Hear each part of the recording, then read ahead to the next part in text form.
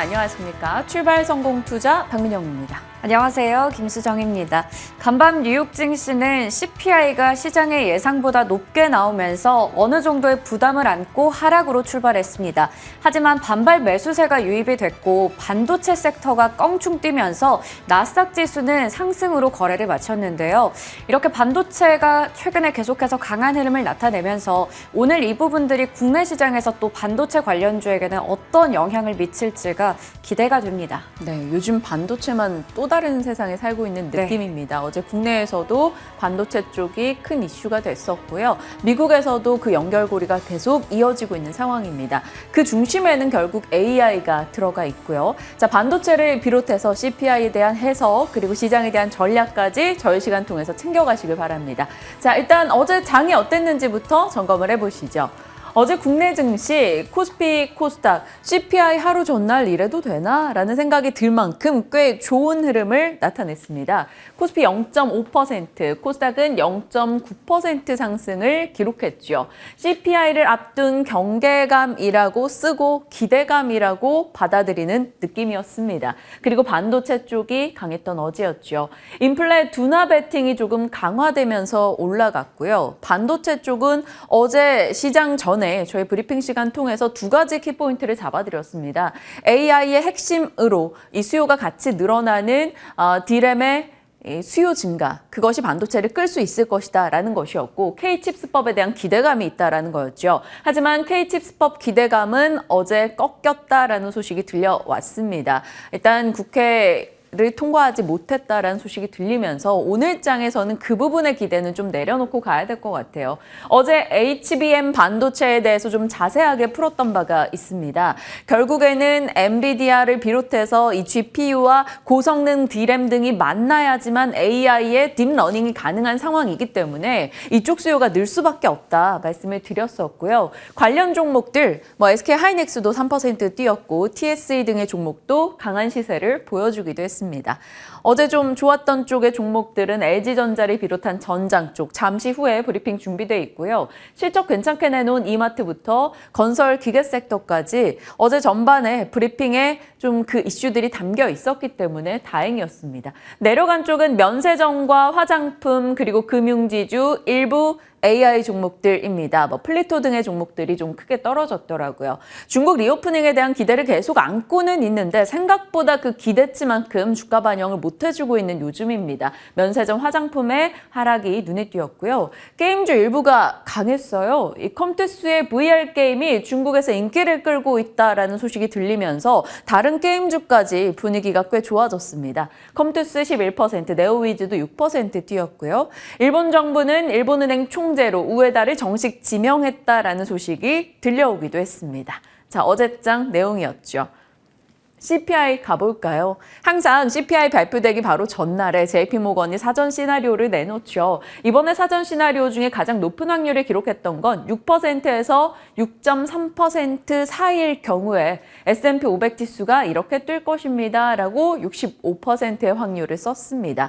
일단 이 안에서 발표는 되는 느낌이었는데 정작 시장의 분위기는 그렇게 가진 못했어요. 이번에 6.4%로 살짝 높게 발표가 됐습니다. 시장의 예상은 6.2였어요. 6.2%보다 예상을 상회해서 부담이긴 한데 수치를 보면 7.7에서 7.1, 6.5, 6.4 계속 내려온다라는 거죠. 그러니까 시장은 고민에 빠졌습니다. 인플레가 둔화되고는 있는데 그 둔화되는 속도는 또 둔화되고 있다. 그러다 보니까 시장은 조금 갈지자의 움직임을 나타냈고요. 그게 좀 고스란히 반영이 됐습니다. 특히나 이번에는 CPI 항목 비중 변화가 좀 있었어요.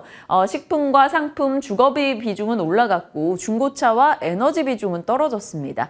그러니까 6.2보다 조금 높게 나온 6.4% 결국 주거비 비중이 올라가서 그런 게 아니야? 이런 식으로 해석을 하다 보니까 시장은 이걸 악재로도 호재로도 해석을 하지 못하는 느낌이었습니다. CPI에 대한 고민이 있었죠. 자, 세부적인 데이터를 보죠. 전월 대비입니다. 눈에 띄는 건 에너지 가격 추이요. 10월 달부터 쭉 보시면 꺾이는 듯 하다가 이번에 다시 2%대로 뛰어 올라가는 것을 확인할 수 있습니다. 에너지 가격 부담이 다시 돌아오고 있다는 거고요. 주거비 부담은 계속해서 좀 경직된 상태이네요. 0.6에서 0.8 정도 사이를 벗어나지 못하고 있습니다. 주거비가 잡히지 않고 있다는 것을 확인할 수 있는 거고요. 상품 가격이 플러스로 전환했습니다. 지금 서비스 물가는 계속해서 높은 수준을 유지하고 있죠. 그나마 상품 가격이 좀 떨어지고 있었는데 그마저도 플러스로 전환이 됐다. 그러면 CPI의 불안 요소가 더 커지는 게 아니냐라는 여러 가지 불안을 남겨둔 이번 데이터였던 거죠. 서비스 물가는 1982년 7월 이후 최고치를 기록하고 여전히 높다. 거기에 상품 물가까지 조금 부담스러운 지금이다. 이렇게 해석이 가능할 것 같아요. 자, 일단 CPI 나오고 나서 각 연은 총재들의 발언도 쏟아졌습니다. 댈러스 연은 총재죠. 로리 로건은 예상보다 장기간 금리 인상을 해야 할 수도 있다라고 꺼내놨습니다. 이것이 결국 최종 금리를 더 높게 보고 있는 게 아니냐라는 시장의 해석을 불러일으켰고요. 이 발언 이후 시장은 살짝 변동을 더하기도 했습니다. 그 뒤에는 조금 중립적인 발언들이에요. 최종 금리에 대한 발언은 좀 부담스러운지 꺼리는 느낌이었고요. 인플레는 원치 않는 관성과 지속성에 있어서 쉽지 않다라는 등의 원론적인 얘기를 내놨습니다. 로리 로건 대비해서는 패트릭 카커는 굉장히 비둘기파적으로 발언을 했죠. 금리 인상 끝은 아닌데 막바지에 온 것 같아 라는 이야기였습니다. 앞에 로리 로건 것을 제외하고는 시장에서 크게 화제가 되지는 않았습니다. 다음 우리 뉴욕장에서는 어떻게 받아들였는가를 보시면 정말 엄청 다이나믹했죠. 해석에 대한 여지가 계속 분분했다라는 것을 느낄 수가 있습니다. 자, CPI 발표를 두고 고민했던 거 세 가지요. 물가가 떨어지고는 있네. 근데 예상을 상회했어. 그러니 고민을 하는 것이고요. 전월 대비 예상치는 부합했잖아 라고 긍정적으로 보는 반면에 시장에서는 계속해서 상품과 서비스 물가가 잡히지 않을 것이라는 불안감도 두고 있는 상황입니다. 어찌됐건 CPI의 혼조를 기록했고요. 그나마 IB 추정치 안에 발표가 났기 때문에 시장은 급락으로 맞이하진 않았습니다. 나스닥이 강할 수 있었던 건 엔비디아, 테슬라 덕분이죠. 엔비디아 비롯한 반도체 쪽의 강세 속에 나스닥은 0.5% 올랐습니다. 경기 침체 가능성은 각 기관과 애널리스트들, 월가 전문가들의 목소리는 계속 침체 가능성이 조금 떨어지고 있는 분위기입니다. 어떻게 진행될지 봐야 되겠네요. 자, 종목별로 보시면 딱 두 종목 보이시죠? 테슬라와 엔비디아입니다.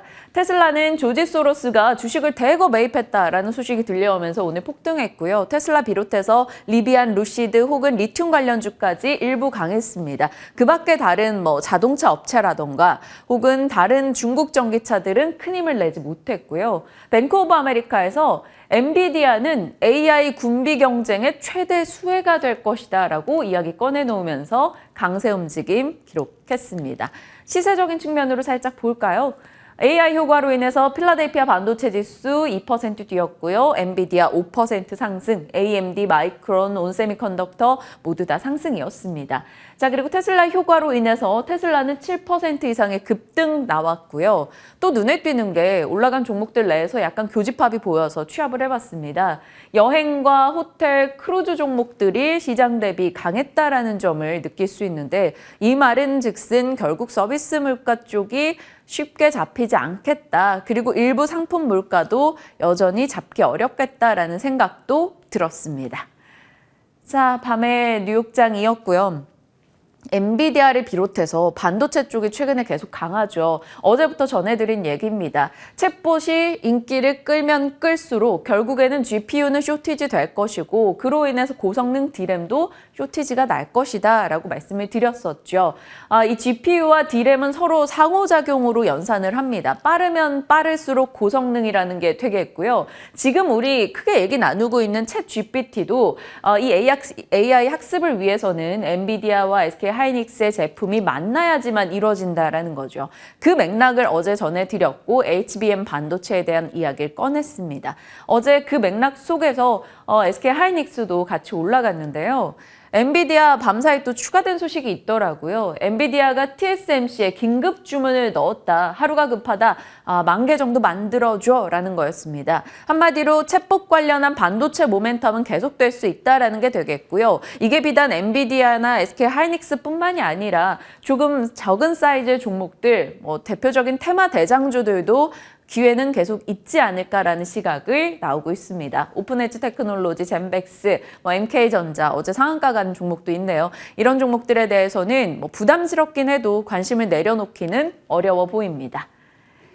자, 그리고 하나증권에서 2023년의 유망 업종과 테마 이렇게 해서 정리를 했는데 미래 모빌리티, 차세대 미래산업, 방위산업, 한류, 인프라, 로봇, 친환경, 소비재 등입니다. 그 안에 세부 테마까지 한다면 그냥 시장에 보이는 모든 게 들어가 있지 않나? 라는 생각이 살짝 듭니다. 때에 맞춰서, 타이밍에 맞춰서 적극적인 매매가 필요한 순간이 있을 것이고 그렇지 않은 게 있을 텐데요. 이것은 저희가 지속적으로 보여드리면서 관련한 테마들이 타이밍을 맞아서 시장의 관심을 받을 때마다 한 번씩 더 자세히 정리를 해드리겠습니다. 일단은 참고 차원에서 보여드린 거고요. 개별 산업 뉴스로 본다면 또 새로운 게 나왔어요. 지능형 전력망에 5년간 투자를 한다. 이런 얘기가 들려왔습니다. 이런 전력망 투자 얘기가 나올 때마다 테마로 움직이는 종목들 체크해 둔 거니까요. 확인하시길 바라겠고요. AI 산업 육성과 신뢰 조성 법률안이 국회 8부 능선을 통과했다라는 소식 들리네요. 오브젠과 코아시아 등의 종목들 관심권 여기에 넣을 수 있겠습니다. 현대차는 리콜 이슈가 있으니까요. 체크하시길 바라겠고요. SK 하이닉스와 LG 디스플레이 그리고 메타가 마이크로 OLED 삼각동맹을 맺었다. 이런 얘기가 들립니다. 디스플레이 쪽의 모멘텀도 계속되고 있는데 잠시 후에 디스플레이에 대한 브리핑도 같이 가져보도록 하죠. 자, 어제 시장에서 종목으로 제일 뜨거웠던 거 하나 골라보라면 LG전자 많이들 하실 것 같아요. 네, 맞습니다. LG전자가 정교장에서 6% 가까이 상승하면서 마감을 지었는데요. 관련해서 증권가에서 장밋빛 전망을 내놓고 있습니다. 오늘 준비를 해봤으니까요. 브리핑 통해서 확인해 보겠습니다. 먼저 얘기를 드렸듯이 전장 사업에 대해서 긍정적인 전망이 나오면서 LG전자는 어제 6% 가까이 상승 마감을 지었습니다. 전장은 앞으로도 계속해서 수익성이 개선될 것이다라는 기대감이 있는 상황인데요. 먼저 전장 사업의 매출은 작년에 처음으로 전체 매출의 10.4%의 비중을 차지하면서 최대 매출을 기록했습니다. 그리고 올해는 전체 매출의 12.5%를 차지할 것으로 보이는데요. 전년 대비해서 25%나 늘어난 10조 8천억 원으로 사상 최대 매출이 역시나 작년에 이어 올해도 기대가 되는 상황입니다. 거기다가 올해 전장 사업의 영업이익은 전년보다 98%나 늘어날 것으로 이야기가 나오고 있습니다. KB증권에서는 올해 말에는 전장의 수주 잔고가 100조 원이 될 것이다 라고 예상을 했는데요. 이 그래프들은 또 NH투자증권에서 내놓은 그래프입니다. 지금 보시는 것처럼 수주 잔고는 정말 예상보다 빠르게 성장세를 나타내고 있습니다. 연평균 20조 원씩 성장할 것이다라는 기대감이 나타나고 있습니다. 전장 사업은 이렇게 새로운 성장 동력, 새로운 먹거리가 되고 있는데요. LG전자 같은 경우에는 세계 인포테인먼트 시장의 점유율 2위를 기록하고 있습니다. 그렇기 때문에 지금처럼 자율주행 시장이 확대되고 기술이 커지면 커질수록 대화면 인포테인먼트 부품의 수요가 늘어나겠고 이 부분들이 전장 부문의 실적 성장을 이끌 수 있다라는 건데요. 북미 전기차 시장은 2025년까지 연평균 32.4% 성장할 것으로 보입니다. LG전자는 이미 이 전장사인 마그나와 함께 합작사를 설립했기 때문에 장기적으로 봤을 때 수혜가 기대된다라는 부분 긍정적으로 체크할 수 있겠습니다. 그러다 보니 증권가에서는 낙관적인 전망을 내고 있는데요. KB증권과 NH투자증권에서 최근에 또 리포트가 나와서 체크해 보겠습니다. KB증권에서는 올해는 LG전자의 가치가 재평가될 수 있는 원년이 될 것이다 라고 전망을 했습니다.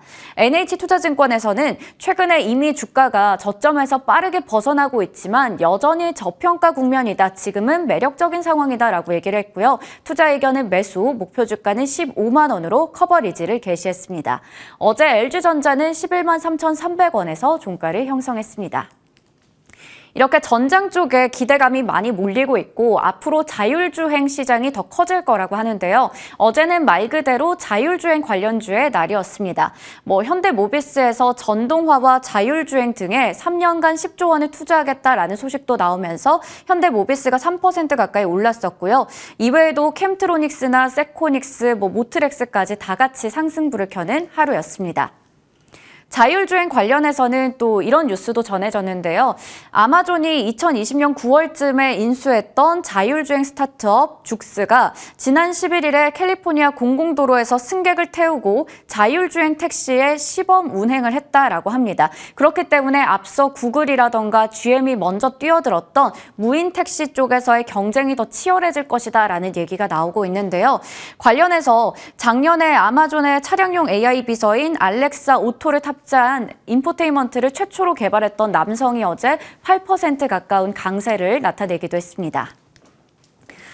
지금 업계에서는 AI 반도체에 대한 이야기도 많이 나오지만 AI 자율주행 핸들을 쥐고 있는 나스닥 4총사를 주목해보자라는 이야기도 내놓고 있는데요.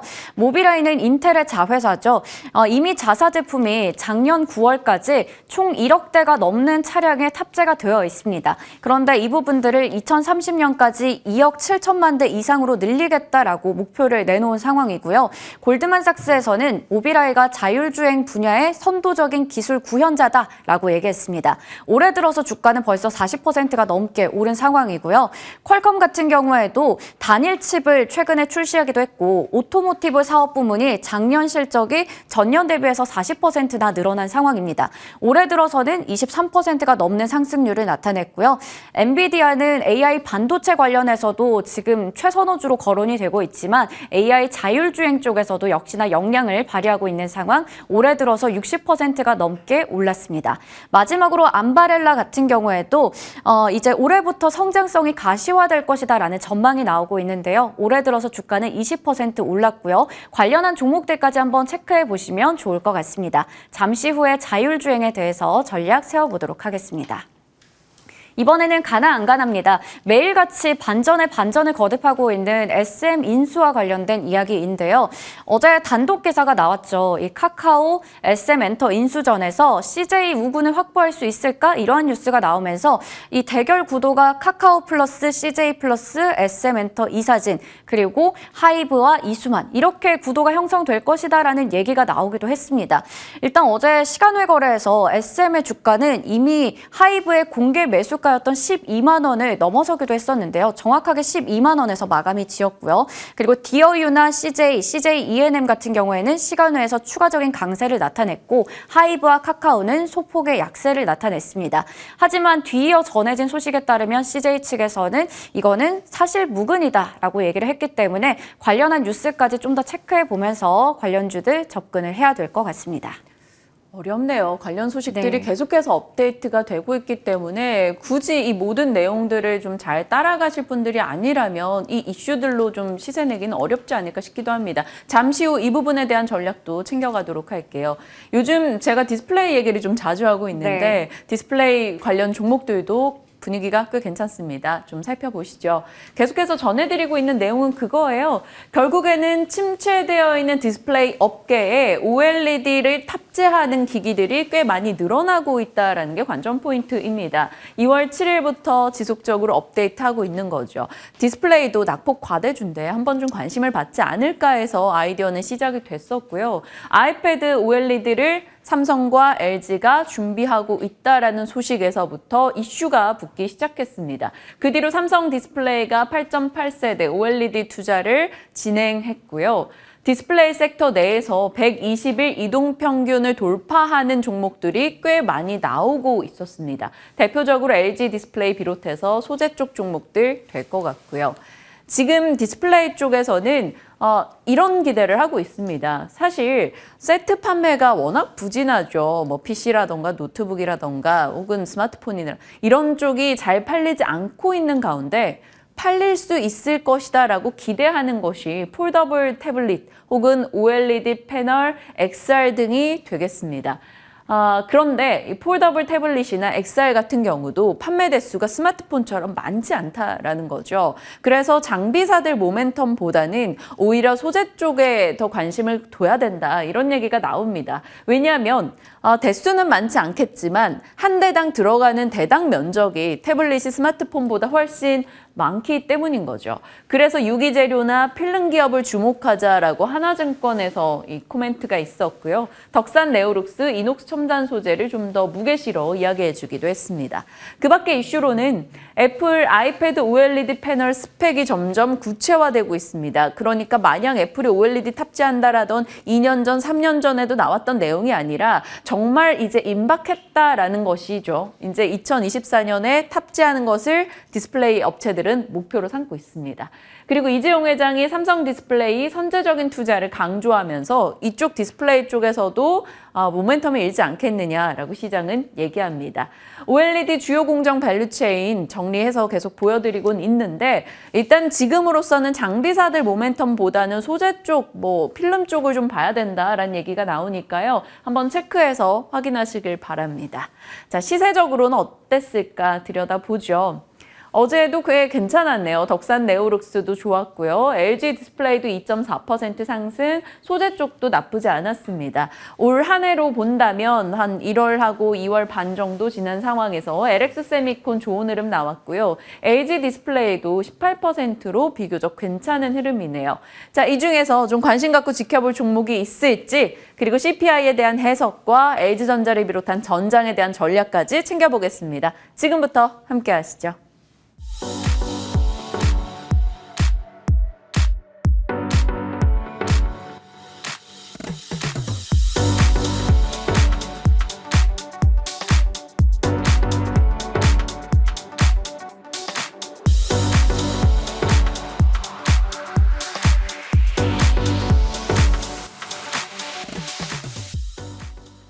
시장에 대한 전략 챙겨보도록 할게요. 그렇게 기다렸던 CPI 결과였는데 맞고 나니까 뭔가 좀 아리송합니다. 차장님과 전략 챙겨볼게요. 어서 오세요. 안녕하세요. 네, 안녕하세요. CPI가 예상을 상회했어요. 네. 그런데 지난달 그리고 그 지지난달 정점 찍고 계속 수치는 내려오고 있어요. 그러니까 이 둔화되고 있는데 그 둔화되는 속도가 둔화된다 이러면서 시장이 갈팡질팡한단 말이죠. 어떻게 받아들여야 돼요? 이게 불과 한 7, 8개월 전에 이 수치가 나왔다라고 한다면은 시장은 굉장히 충격을 받았을 겁니다. 그럼요. 왜냐면은 헤드라인 CPI가 예상치보다 이제 0.2%포인트 정도 이제 높게 나왔고요. 물론 이제 두 개의 CPI 모두 헤드라인과 이제 근원 모두 MOM 기준으로는 예상치에 부합을 네. 했어요. 하지만은 YOY 데이터로는 예상치를 상회했기 때문에 예상치를 상회한 데이터를 받아들였었던 작년 중순을 기억해 본다라고 한다면은 시장은 4% 5% 이렇게 하락을 했을 겁니다.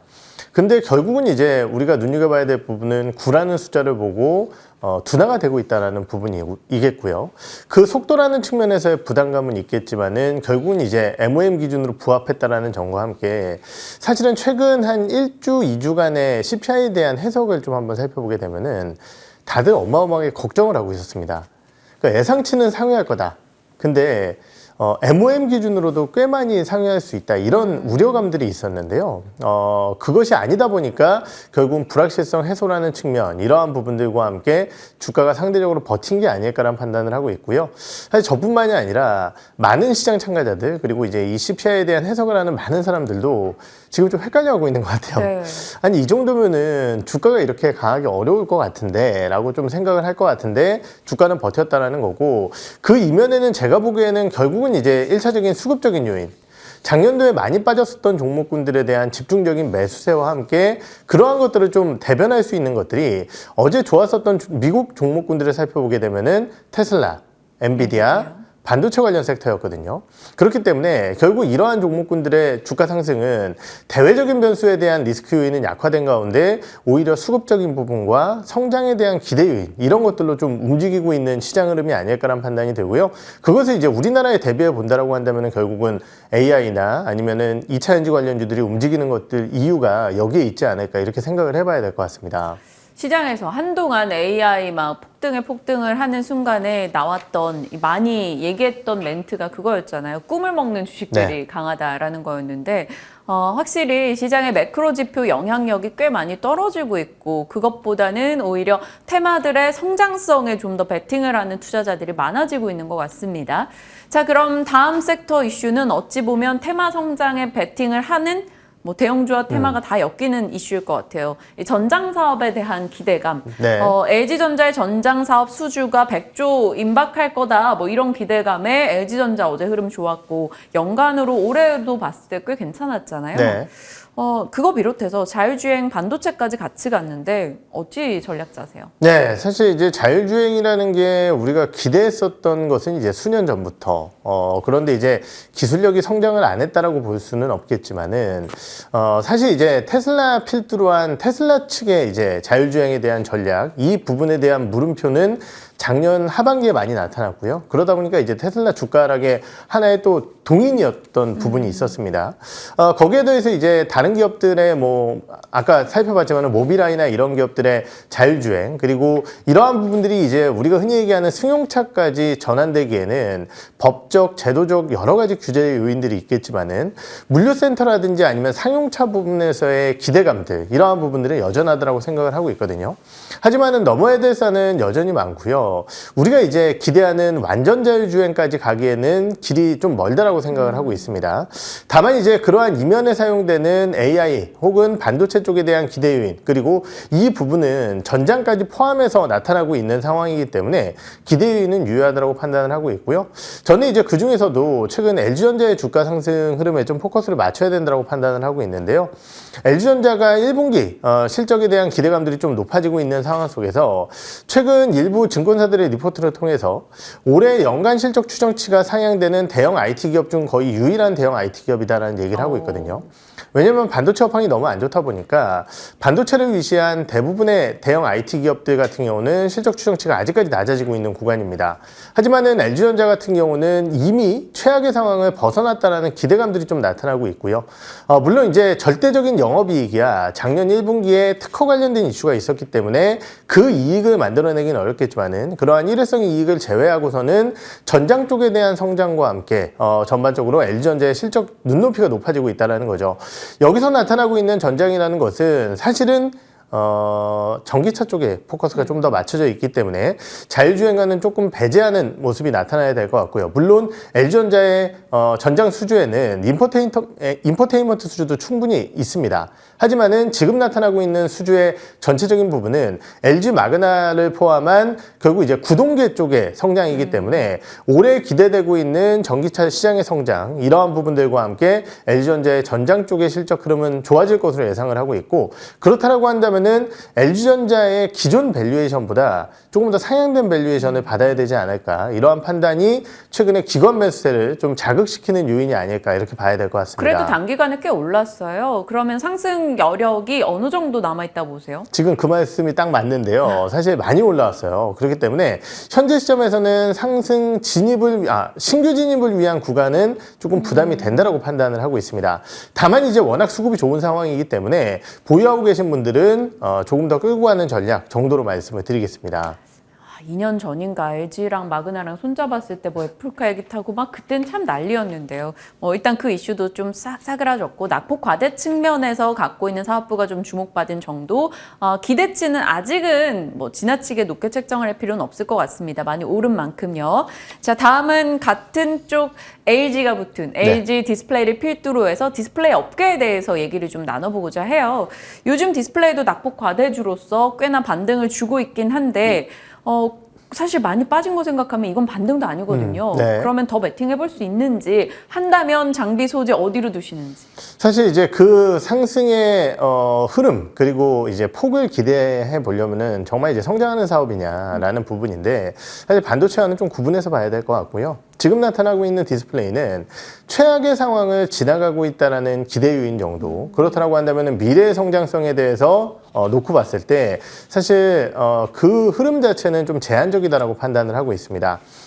다만 이제 어제 주가가 상승을 했었던 가장 큰 이유 중에 하나는 결국 이제 삼성의 갤럭시 S 사전 예약 지금 이제 S 기준으로는 최대를 기록했다라는 얘기가 나왔죠. 그러다 보니까 이러한 부분들에 따라 삼성 밸류체인의 일부 그리고 LG 디스플레이는 왜 올라왔느냐. 결국 정말 최악의 경험을 했기 때문에 이제는 좋아질 거야. 특히 이제 가장 안 좋았었던 LCD 쪽에 대한 라인 축소를 가파르게 진행을 하고 있기 때문에 대형 OLED TV 쪽에 대한 하반기의 개선 가능성, 이러한 부분들을 보면서 좀 매수를 하고 있는 거지만은, 이것이 우리가 이제 업황의 우려를 넘어서 정말 성장으로 진입할 것인지에 대해서는 전 물음표라고 생각을 하고 있고요. 그러다 보니까 결국은 LG 디스플레이의 주가 상승보다는 덕산 네오룩스라든지 이러한 쪽 OLED 소재 쪽에 집중하는 전략이 조금 더 낫지 않을까, 이렇게 생각을 하고 있습니다. 덕산 네오룩스 이런 소재 쪽에 좀 더 포인트를 맞춰 주셨어요. 뭐 이녹스 첨단 소재도 있고 한데 그 중에서 덕산이 왜 제일 좋으세요? 우선 이제 이녹스 첨단 소재는 아무래도 이제 LG TV가 제일 중요합니다. 그래서 이제 하반기에 개선 가능성 높기 때문에 저도 이제 시점이 좀 지나면은 이녹스 첨단 소재 봐야 된다고 생각을 하고 있고요. 덕산 네오룩스는 말씀드렸듯이 갤럭시 관련된 이슈가 크고요. 거기에 이제 BOE 쪽이 하반기에 이제 애플에 들어갈 가능성이 있습니다. 네. 그런데 그 부분에 따라 BOE의 소재 공급 가능성이 있거든요. 그렇기 때문에 그러한 뉴스 모멘텀들이 덕산 네오룩스의 주가를 좀 반등시킬 수 있는 요인이 아닐까, 이렇게 생각을 하고 있습니다. 갑자기 덕산에 대한 관심도가 확 올라가는 느낌이기도 합니다. 자, OLED 쪽에서는 LG 디스플레이 자체보다는 덕산 네오룩스 쪽으로 조금 더 압축된 전략을 주셨습니다. 자, 전반적으로는 낙폭 과대 반등 정도로만 일단 종목들에 대한 뷰를 주고 계시는데, 그러면 좀 정말 괜찮아지는 종목 이런 거 좀 하나 주세요. 예, 오늘 제가 이제 좀 준비한 기업은요. 네. 제가 이제 지난주에도 이제 갑자기 자동차 들고 왔었는데, 오늘은 이제 페노션 말씀을 좀 드려볼까 합니다. 벌크 쪽이요. 중국 경기에 베팅하시는 거예요? 그렇죠. 결국 이제 우리가 지금 어떠한 모멘텀을 가지고 이제 시장에 접근을 해야 될 것이냐, 조금 더 확실한 투자 모멘텀이 필요하다라는 거고, 중국의 경기 부양 기대감은 여전히 유효하다라고 판단을 하고 있습니다. 하지만은 그 상승의 속도 그리고 반영 시기는 1분기 이후라는 판단이고요. 그렇기 때문에 페노션의 기대감은 유효하다라고 생각을 하고 있습니다. 물론 이제 2월 달에 BDI 지수가 급락을 하면서 1분기에 대한 우려감도 있겠지만은, 지금 나타나고 있는 BDI 지수는 사실은 숫자에 불과하다고 생각을 하고 있고요. 중국의 경기 부양과 함께 BDI 지수폭의 반등, 그리고 이러한 부분이 나타날 때 용선선대를 급격하게 늘려나가면서 레버리지 효과를 좀 가져갈 수 있고요. 거기에 더해서 벌크 같은 경우는 공급량 자체가 상당히 제한적입니다. 선봉량이 제한적이기 때문에 업황 회복 시에는 조금 더 탄력적으로 움직일 수 있을 것이다라는 측면에서 봤을 때 벌크의 대표 주자인 페노션 기대감을 좀 갖도록 하겠습니다. 페노션 6,000원권에서 어제 마감이 됐습니다. 목표가 어느 정도 보십니까? 네, 목표가는 25% 정도, 지금 7,500원 선 정도 제시를 해드리고요. 손절가는 5,650원 말씀을 드리겠습니다. 네, 가격 라인까지 설정해 주셨으니까요. 중국 경기 베팅 최근 이쪽으로 경기 민감주로 기관 측 수급도 꽤 들어오고 있으니까요. 여러분 잘 살펴보시길 바랍니다. ASR 것도 있어요. 왜냐하면 저희가 디어유 얘기를 해야죠. 그리고 SM도 2월 8일 종목인데 디어유가 벌써 100% 가까운 수익입니다. 김민진 차장님께서 이 사단이 나는 SM에 난리가 나는 것에 대해서 미리 예측을 하신 겁니까? 1월 4일에 저 종목을 주신 건? 제가 그럴 리가 있겠습니까? 저는 뭐 그러한 요소는 아니었고요. 엔터 관련주들이 너무 좋은 상황 속에서 엔터주들이 상승하면은 결국은 디어유도 실적이 괜찮을 것이다라는 포커스를 좀 가지고 추천을 드렸었던 건데요. 최근에 이제 이러한 SM 관련된 불거진 여러 가지 이슈들이 나타나면서 디어유의 변동성이 확대됐습니다. 제가 이제 지난번에 나와서 레인보우 로보틱스는 좀 빨리 매도 추천을 드렸다. 네, 맞아요. 디어유는 끌고 가겠다, 이런 말씀을 드렸었는데, 저는 이렇게 변동성이 확대된 구간, 그리고 그러한 부분들에 따라 수급이 좀 크게 왔다 갔다 했기 때문에 저는 이 자리라고 한다면 비중 축소에 대한 의견을 이제부터 드리도록 하고요. 디어유는 그렇기 때문에 말씀드렸듯이 조금씩 줄여나가시는 게 좋으실 것 같습니다. SM은요? SM이요. SM 같은 경우는 지금 이제 공개 매수가가 확정이 됐죠. 확정이 되면은 그 가격 12만 원인데 다른 외부 변수가 나타나는 건 제가 컨트롤할 수가 없습니다. 네. 이대로 흘러가게 되면은 11만 한 8, 9천 원 선에서 계속 왔다 갔다 할 거예요. 그러면 투자자들 입장에서는 이 가격대에서 계속 움직이는 기업의 메리트는 없다라는 거죠. 다만 말씀드렸듯이 갑작스럽게 카카오가 전향적 자세를 취해서 뭔가 움직임을 갖게 된다라고 한다면은 주가가 움직일 수 있기 때문에 그것을 기대하시는 투자자라고 한다면 접근을 하시겠지만은 아니라고 한다면 시세 차익을 노리게 된다. 그 외부 변수로 그게 없이 시세 차익을 노리시는 분들이라고 한다면은 지금은 적합하지 않다라고 말씀을 드리겠습니다. 싸움이 더 격화될 경우 어느 정도 상승의 여지는 더 남아 있겠으나 그렇죠. 그거는 뭐 사실 누구도 모르는 일이니까요. 만약에 좀 안정권 증권권에서 수익 챙기고자 하시는 분들이라면 뭐 이익을 챙겨봐도 좋을 것 같다 이렇게 판단 주셨습니다. 자, 엔터 각 종목 AS까지 살폈고요. CPI에 대한 전략도 나눠봤네요. 오늘 김민진 차장 고생해 주셨습니다. 고맙습니다. 네.